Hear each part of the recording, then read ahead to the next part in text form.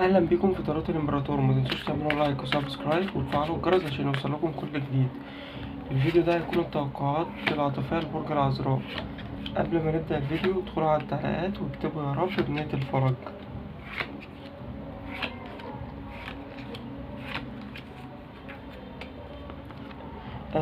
يا برج العذراء، انا شايف ان في حاجة كتير شاغلة بالكم وشاغلة تفكيركم وبتدوروا على اجوبة ليها. في حاجات ممكن تكون رؤيتها مش واضحة او زي ما يكون رؤيتها مشوشة بالنسبة لكم. في حاجات انتوا عايزين تعرفوا زي ما يكون اجوبتها، والامر ده زي ما يكون بيستهلك عقلكم وفكركم وطاقتكم. انا شايف ان انتوا ممكن تكونوا محتاجين تتمتعوا بالحكمة، لان كل حاجة انتوا عايزين تعرفوها آم، كل حاجة انتوا عايزين تعرفوها في الوقت المناسب. ممكن يكون في حد بتربطكم بيه علاقة، ممكن يكون الشخص ده بيحسسكم ان انتوا غير مرغوب فيكم او ان ممكن يكون الحاجة اللي انتوا بتحلموا بيها مش هتحصلوا عليها، زي ما يكون حاجة بتقلل ثقتكم في نفسكم او بتخليكم تشوفوا نفسكم يمكن في وضع محبط او بتكتئبوا، والامر ده كتير بيأثر على طاقتكم. في حد زي ما يكون مستني اللحظة المناسبة لأمر معين، ممكن يكون اعتراف بالحب، ممكن يكون مبادرة لكلام لارتباط ان هو يتقدم. في حد ممكن يكون بيصدر لكم صورة، يعني الحاجة اللي انتوا بتحلموا بيها صعب ان هي تتحقق او شبه مستحيل ان هي تتحقق، في حين ان في بال الشخص ده بيتمنى الامر ده يمكن اكتر منكم ان هو يتحقق النهاردة قبل بكرة. انتوا ساعات كتير بتحسوا ان الشخص ده عايزكم، وساعات تانية بتحسوا ان الشخص ده ممكن يكون مش بيرغب في وجودكم.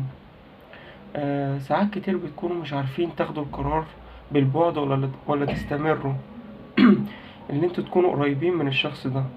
ساعات كتير بتحسوا ان انتوا عايزين تعتزلوا عن الدنيا وما فيها، وبتلاقوا نفسكم فجأة دخلتوا زي ما يكون مكان خاص بيكم، وعمالين تحللوا الأمور، أو زي ما يكون بتحللوا يمكن المواقف اللي تكون ما بينكم أو الكلام اللي كان بيدور ما بينكم.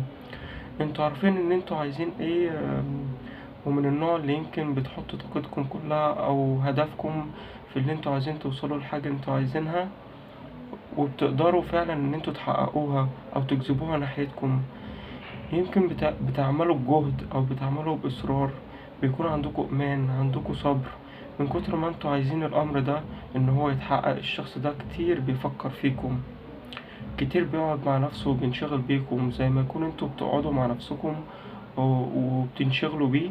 الشخص ده كمان يمكن طول الوقت بيفكر فيكم، طول الوقت زي ما يكون عايزينه، عايز يتواصل معاكم أو يكلمكم، بس بيمنع نفسه. الشخص ده زي ما يكون جواه كلام كتير ليكوا بس لسه مقالهوش، لأن الشخص ده يمكن مش بيكابر، ده واخد وضع الإمبرور اللي هو خطوته تقيلة جدا. ممكن يكون بيبين أو بيظهر عكس ما بيكون عايز أو عكس مشاعره. فالشخص ده كتير بيحبكوا، بس زي ما يكون ماسك نفسه عن اتخاذ خطوة. هو عايز ياخد خطوة بس في نفس الوقت عايز يقيد نفسه. كتير منكم يمكن تعب من العلاقة دي، اتدمر يمكن شبه نفسيا من الأمر ده ومن كتر التفكير. أنا شايف إن انتوا عايزين تمشوا، يمكن فقدتوا الأمل في العلاقة دي، يمكن في خيبة أمل كتير، يمكن كان في حاجات انتوا عايزينها ولسه لغاية دلوقتي ما اتحققتش. ممكن يكون دمرتكوا نفسيا بسبب عدم اعتراف الشخص ده وتقييد العلاقة بحاجات الشخص ده بيفرضها عليكوا. انتوا كتير تعبتوا، كتير انتوا محتاجين تجددوا طاقتكم، محتاجين ان انتوا تعملوا حاجة تفرحكم، وكل حاجة انتوا بتتمنوها هتجيلكوا لغاية عندكوا. الشخص ده اصلا تعبان من التفكير، الشخص ده في حاجات كتير بتدور في دماغه او في باله وانتوا مش عارفين عنها. خلي ثقتكم في نفسكم مرتفعة، واي حاجة انتوا بتتمنوها هتجذبوها لغاية عندكم. الشخص ده اصلا مقاومته للاعتراف او مقاومته ان هو يتقدم او مقاومته ان هو يطلع اللي في قلبه، والالعاب اللي ممكن بيكون بيمارسها عليكم ارهقت الشخص ده، ارهقته. الشخص ده تعبان. في حد انتوا استحوذتوا على تفكيره، في حد بيفكر فيكوا طول الوقت. الشخص ده دايما بيكون مش عارف هو ليه بيعمل كده، مش عارف هو ليه بيمنع نفسه عن اللي هو يعبر عن الأمور اللي هو عايز يعبر عنها. الشخص ده يمكن غالبا خايف كتير من الحب، الشخص ده حاسس إن في حاجة بتجمعكم انتوا الاتنين ببعض، زي ما يكون الشخص ده حاسس زي ما يكون الشخص ده بيحس ببعض الأوقات إن هو داخل تفكيركم، ويمكن لما بيبص في عينيكوا أو بيشوف نظراتكم زي ما يكون بيحس باللي جواكم.